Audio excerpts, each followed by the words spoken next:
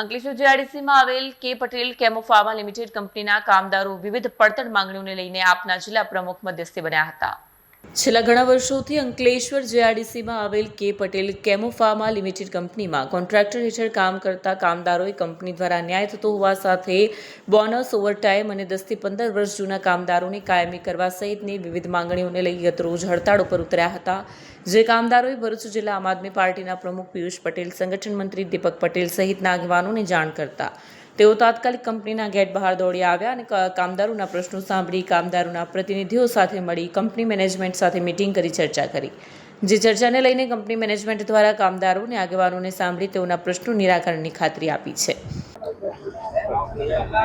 આજે અંકલેશ્વર ખાતે આવેલ કે પટેલ જે કંપની છે એના કોન્ટ્રાક્ટરની અંદર જે એમાં કોન્ટ્રાક્ટ ચાલે છે એમાં કેટલાક વર્કરો આજે 100 થી 150 જે વર્કર છે એ વર્કરોની અમુક માંગણીઓ હતી। એ માંગણીઓ ઉપર કોન્ટ્રાક્ટર સાથે ચર્ચા કરવામાં આવી। કોન્ટ્રાક્ટર અને કંપની મેનેજમેન્ટ સાથે જે વર્કર છે એમાંથી પણ 3 લોકો ત્યાં અમારી સાથે હતા।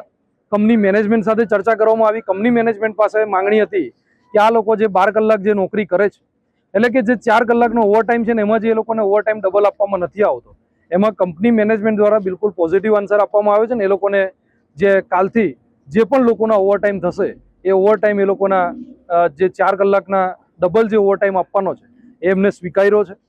સાથે જ જેટલા 10 થી 15 વર્ષથી જે લોકો નોકરી કરે છે એમાં કંપનીની અંદર ડાયરેક્ટ જેમને ભરતી કરવાની વાત હતી તો એમાં કંપનીની અંદર પ્રપોઝલ મૂક્યું છે। આ તમામ જે લોકો છે જે સૌથી જૂના વર્કર છે એ લોકોને જે 15 વર્ષવાળા લોકો છે કંપની કોન્ટ્રાક્ટર કંપનીની અંદર એ પ્રપોઝલ મૂકી દેશે લખીને। જ્યારે પણ કંપનીની અંદર ભરતી કરવાની જરૂર પડશે કાયમી માટે ત્યારે પ્રથમ પ્રાયોરિટી આ લોકોને આપવામાં આવે એવી પણ એક રજૂઆત કરવામાં આવી છે।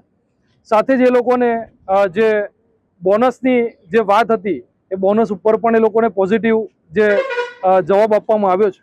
ત્યારે અમે આ કંપની મેનેજમેન્ટે જે રીતે પોઝિટિવ જવાબ આવ્યો છે એવી રીતે અમે આશા રાખીએ છીએ કે આગામી દિવસોમાં જે કંઈ પણ એમને માંગો સ્વીકારી છે એ માંગો પ્રમાણે આ તમામ લોકોને તમામ વર્કરોને ખુશ રાખવામાં આવે। એ લોકોની માંગો એમને જે હક અધિકારની જે માંગો છે એમની પૂરી કરવામાં આવે અને આગામી દિવસોની અંદર જે લોકોની ગઈકાલથી એ લોકો જે સ્ટ્રાઇક ઉપર હતા આજે એ લોકો એમની સ્ટ્રાઇક પૂરી કરી આવતીકાલથી એ લોકો કંપનીમાં એમના પોતાના જે રોજીરોટી એમની જે કામ છે એની પદ્ધતિ એ લોકો ચાલુ કરશે। અમે આશા રાખીએ છીએ કે ભરૂચ જિલ્લાની અંદર આટલી મોટી જીઆઈડીસી આવી છે।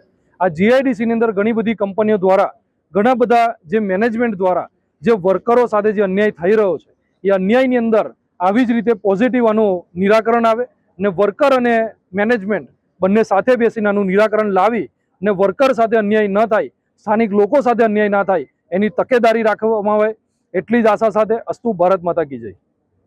વિડીયો જર્નાલિસ્ટ કરણસિંહ સાથે ઇમ્તિયાઝ પઠાણ સાથે સૂરજ પટેલ, સત્યા ટીવી ન્યૂઝ અંકલેશ્વર।